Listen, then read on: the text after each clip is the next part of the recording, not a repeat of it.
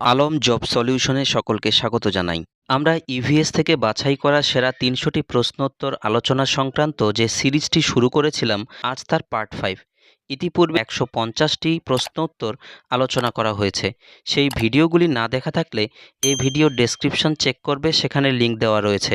আজ আমরা এই ভিডিওতে পরবর্তী ২৫টি অর্থাৎ ১৫১ থেকে ১৭৫ নম্বর প্রশ্নোত্তর নিয়ে আলোচনা করব। চলো ভিডিওটি শুরু করা যাক। আমাদের আজকের পর্বের প্রথম প্রশ্ন অর্থাৎ ১৫১ নম্বর কোয়েশ্চেন, পশ্চিমবঙ্গের সর্বোচ্চ পর্বতশৃঙ্গের নাম কি?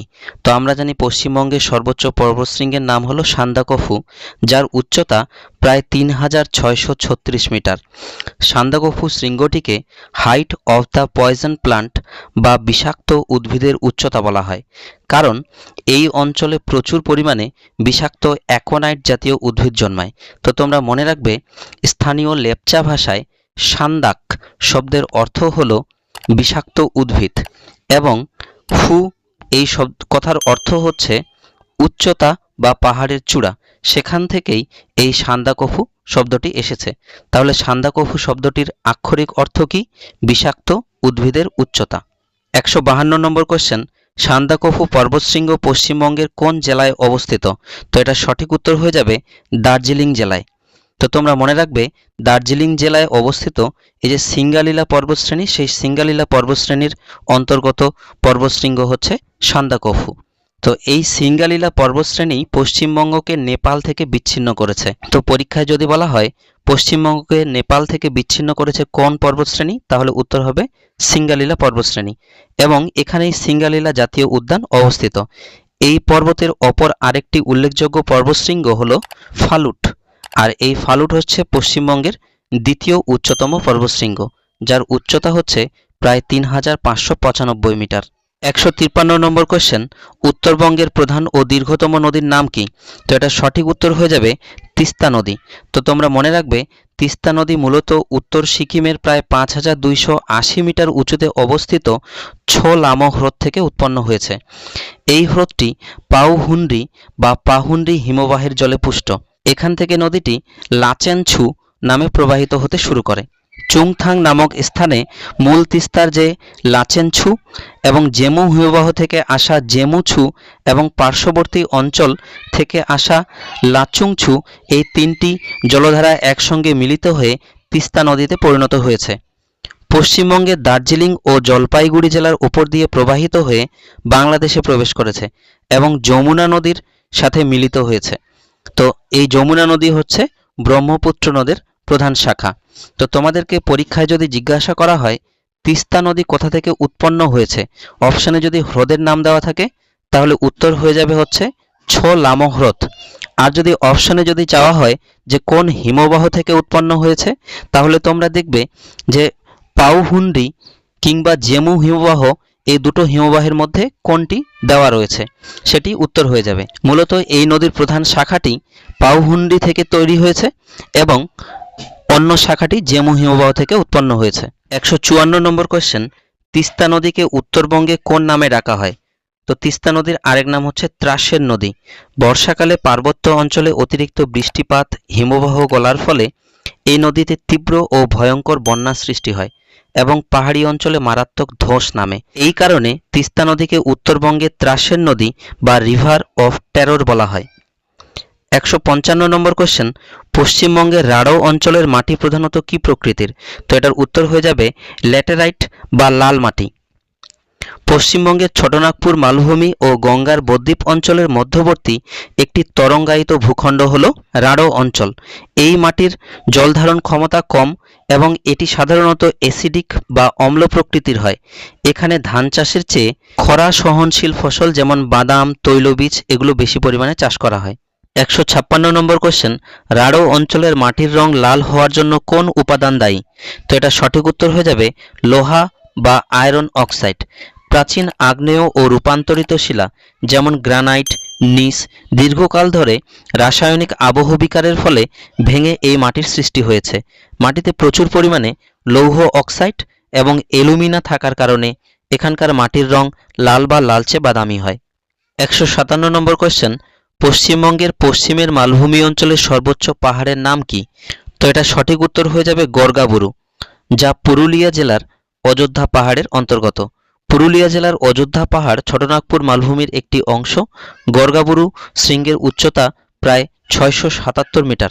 এই পাহাড়ি অঞ্চলে প্রচুর শাল, সেগুন, পলাশ ও মহুয়া গাছ দেখা যায় এবং এটি একটি বিখ্যাত পর্যটন কেন্দ্র। 158 নম্বর কোয়েশ্চেন, পুরুলিয়া জেলার বিখ্যাত লোকনৃত্যের নাম কি যা মুখোশ পরে করা হয়? তো এটা সঠিক উত্তর হয়ে যাবে ছৌ নাচ। পুরুলিয়ার ছৌ নাচ মূলত একটি বীর রসাত্মক ও যুদ্ধভিত্তিক ঐতিহ্যবাহী লোকনৃত্য, যা রামায়ণ ও মহাভারতের বিভিন্ন পৌরাণিক ঘটনার ভিত্তিতে প্রদর্শিত হয়। এই নাচে ব্যবহৃত রঙিন ও কারুকার্যময় মুখোশগুলি পুরুলিয়া জেলার চরিদা গ্রামে তৈরি হয়। 2010 সালে ইউনেস্কো এই নাচকে মানবতার অপার্থিব সাংস্কৃতিক ঐতিহ্য হিসেবে স্বীকৃতি দিয়েছে। 159 নম্বর কোশ্চেন, ভাগীরথী নদী কোন স্থানের পর থেকে হুগলি নদী নামে পরিচিত হয়েছে? তো এটা সঠিক উত্তর হয়ে যাবে নদিয়ার নবদ্বীপের পর থেকে। গঙ্গা নদী মুর্শিদাবাদের গিরিয়ার কাছে দুটি শাখায় বিভক্ত হয়েছে। প্রধান শাখাটি পদ্মা নামে বাংলাদেশে এবং অপর শাখাটি ভাগীরথী নাম নিয়ে পশ্চিমবঙ্গের উপর দিয়ে দক্ষিণে প্রবাহিত হয়েছে। নবদ্বীপের কাছে এসে জলঙ্গি নদীর সাথে মিলিত হয়ে, অর্থাৎ এই ভাগীরথী নদী জলঙ্গি নদীর সঙ্গে মিলিত হয়েছে। কোথায়? নবদ্বীপের কাছে। এরপর এটি হুগলি নদী নামে বঙ্গোপসাগরে পড়েছে। এই নবদ্বীপের পর থেকে বঙ্গোপসাগরে পতিত হওয়া পর্যন্ত প্রায় 280 কিমি পথ এই নদীটি হুগলি নদী নামে পরিচিত। 160 নম্বর কোশ্চেন, দামোদর নদীকে একসময় কি বলা হতো? তো দামোদর নদীকে বলা হতো বাংলার দুঃখ বা সরো অফ বেঙ্গল। তো পরীক্ষায় যদি বলা হয় বাংলার দুঃখ কোন নদীকে বলা হয়, তাহলে উত্তর হয়ে যাবে দামোদর। ছোটনাগপুর মালভূমি থেকে উৎপন্ন এই নদীতে বর্ষাকালে প্রায় ভয়ঙ্কর বন্যা দেখা দিত। বর্ধমান, হুগলি, হাওড়া জেলায় ব্যাপক ক্ষয়ক্ষতি হতো। 1948 সালে দামোদর ভ্যালি কর্পোরেশন বা ডিভিসি গঠনের পর থেকে বাঁধ তৈরি করে এই নদীর বন্যা অনেকটাই নিয়ন্ত্রণে আনা সম্ভব হয়েছে। 161 নম্বর কোয়েশ্চেন, সুন্দরবনের বদ্বীপ অঞ্চল কোন দুটি প্রধান নদীর পলিজমে তৈরি হয়েছে? তো এটা সঠিক উত্তর হয়ে যাবে গঙ্গা ও ব্রহ্মপুত্র নদী। গঙ্গা, ব্রহ্মপুত্র এবং মেঘনা নদীর মিলিত পলিজমেই সৃষ্টি হয়েছে এই সুন্দরবন নামক বদ্বীপটি। এটি বিশ্বের বৃহত্তম বদ্বীপ। এর মোট আয়তনের প্রায় 60% বাংলাদেশে এবং বাকি 40% ভারতের পশ্চিমবঙ্গের উত্তর ও দক্ষিণ 24 পরগনা জেলায় অবস্থিত। 162 নম্বর কোশ্চেন, সুন্দরবনের প্রধান ম্যানগ্রোভ উদ্ভিদের নাম কি? তো আমরা জানি সুন্দরবন অঞ্চলের প্রধান ম্যানগ্রোভ উদ্ভিদের নাম হচ্ছে সুন্দরী গাছ, আর এই সুন্দরী গাছের আধিক্যের জন্যই এই অঞ্চলের নাম হয়েছে সুন্দরবন। এই সুন্দরী উদ্ভিদের বৈজ্ঞানিক নাম হচ্ছে হেরিটিএরাফর্মস। প্রাচুর্যের জন্যই এই অঞ্চলের নাম হচ্ছে সুন্দরবন। লবণাম্বু বা ম্যানগ্রোভ উদ্ভিদের প্রধান বৈশিষ্ট্যগুলি হলো এদের মূলে শ্বাসমূল দেখা যায়, ঠেসমূল দেখা যায় এবং পাতায় লবণ গ্রন্থি থাকে। তো এই যে লবণাক্ত মাটিতে যে মূলগুলো রয়েছে, অর্থাৎ সুন্দরী, গরান, এই ধরনের গাছগুলো লবণাক্ত মাটিতে শ্বাস নিতে পারে না, সেই জন্য শ্বাস নেওয়ার জন্য এক ধরনের মূল মাটির উপরে তুলে দেয়, তো এদেরকে বলা হয় শ্বাসমূল। আর গাছের গোড়া থেকে এক ধরনের মূল বের হয় যা গাছকে শক্ত করে মাটিতে ঠেস দিতে বা সোজা হয়ে দাঁড়িয়ে থাকতে সাহায্য করে, সেই মূলগুলোকে বলা হয় ঠেসমূল। এবং এই যে পাতায় লবণ গ্রন্থির কথা বলা হলো, এই লবণ গ্রন্থির আসলে কি কাজ করে? এই গাছেরা যেহেতু লবণাক্ত মাটিতে জন্মায় এবং জলের মাধ্যমেও কিছুটা লবণ এদের শরীরে প্রবেশ করে, তাই অতিরিক্ত লবণটা এরা পাতায় কিংবা ছাল বাকলে সংগ্রহ করে রাখে। পাতা এবং ছাল মোচনের মাধ্যমে তখন এরা লবণটাকে ত্যাগ করে। এই সুন্দরী গাছের কাঠ অত্যন্ত শক্ত এবং টেকসই হওয়ার কারণে নৌকা এবং ঘরের খুঁটি বানাতে ব্যবহার করা হয়। 163 নম্বর কোশ্চেন, সুন্দরবনের নদীগুলি কোন জলের নদী? তো সুন্দরবনের নদীগুলি হলো জোয়ারের জলে পুষ্ট নোনা জলের নদী। বঙ্গোপসাগরের অতি নিকটে অবস্থানের কারণে সুন্দরবনের মাতলা, গোসাবা, বিদ্যাধরী, রায়মঙ্গল, কালিন্দী ইত্যাদি নদীগুলিতে প্রতিদিন নিয়মিতভাবে জোয়ার ভাটা খেলে। জোয়ারের জল সমুদ্রের লবণাক্ত জল এই নদীতে প্রবেশ করে। 164 নম্বর কোশ্চেন, পশ্চিমবঙ্গের কোন জেলাকে ধানের গলা বলা হয়? তো এর সঠিক উত্তর হয়ে যাবে পূর্ব বর্ধমান জেলা। দামোদর, ভাগীরথী ও অজয় নদের পলল মাটি ও উন্নত সেচ ব্যবস্থার কারণে এই জেলায় পশ্চিমবঙ্গের সবচেয়ে বেশি ধান উৎপাদিত হয়, তাই একে পশ্চিমবঙ্গের শস্য ভাণ্ডার বা গ্রানারি অফ ওয়েস্ট বেঙ্গল বলা হয়। 165 নম্বর কোয়েশ্চেন, পশ্চিমবঙ্গের দার্জিলিং চা কত সালে ভারতের প্রথম জিআই ট্যাগ পায়? তো এটা সঠিক উত্তর হয়ে যাবে 2004 সালে। জিওগ্রাফিক্যাল ইন্ডিকেশন বা জিআই ট্যাগ হলো এমন একটি স্বীকৃতি যা নির্দিষ্ট ভৌগোলিক উৎপত্তি এবং তার বিশেষ গুণমান ও স্বাদের জন্য দেওয়া হয়। দার্জিলিং চা এর অনন্য সুবাস এবং স্বাদের জন্য বিশ্বজুড়ে চায়ের শ্যাম্পেন নামে পরিচিত। 166 নম্বর কোয়েশ্চেন, পশ্চিমবঙ্গের জলদাপাড়া জাতীয় উদ্যান কোন প্রাণীর জন্য বিখ্যাত? তো এটা সঠিক উত্তর হয়ে যাবে একশৃঙ্গ গন্ডার। তো অসমের কাজিরাঙা জাতীয় উদ্যানের পর ভারতের দ্বিতীয় সর্বাধিক একশৃঙ্গ গন্ডারের আবাসস্থল হলো জলদাপাড়া। এটি আলিপুরদুয়ার জেলায় অবস্থিত এবং 2012 সালে এটিকে জাতীয় উদ্যান হিসেবে ঘোষণা করা হয়। তো এর আগে একটি পর্বে তোমাদেরকে আমি বলেছিলাম অসমের কাজিরাঙা এই যে জাতীয় উদ্যান রয়েছে, এই জাতীয় উদ্যানে পৃথিবীর 3/2 ভাগ একশৃঙ্গ গন্ডার অবস্থান করে। 167 নম্বর কোয়েশ্চেন, পশ্চিমবঙ্গের আলিপুরদুয়ার জেলায় কোন বিখ্যাত ব্যাঘ্র প্রকল্প রয়েছে? তো এটা সঠিক উত্তর হয়ে যাবে বক্সা ব্যাঘ্র প্রকল্প। 1983 সালে ভারত সরকারের প্রজেক্ট টাইগার এর অধীনে বক্সা টাইগার রিজার্ভ প্রতিষ্ঠিত হয় এবং 1997 সালে এটি জাতীয় উদ্যানের স্বীকৃতি পায়। 168 নম্বর কোয়েশ্চেন, পশ্চিমবঙ্গের শুষ্কতম জেলা কোনটি যেখানে প্রায়ই খরা দেখা যায়? তো এটা সঠিক উত্তর হয়ে যাবে পুরুলিয়া জেলা। পুরুলিয়া জেলাটি ছোটনাগপুর মালভূমির বৃষ্টিচ্ছায়া অঞ্চলের অন্তর্গত। এখানে বার্ষিক গড় বৃষ্টিপাতের পরিমাণ পশ্চিমবঙ্গের মধ্যে সবচেয়ে কম, প্রায় 110 থেকে 120 সেমি। গ্রীষ্মকালে এখানকার তাপমাত্রা অত্যধিক বৃদ্ধি পায় এবং গরম লু বাতাস বয়। এই জেলার তরাগ নামক স্থানে পশ্চিমবঙ্গের সবচেয়ে কম বৃষ্টিপাত হয়।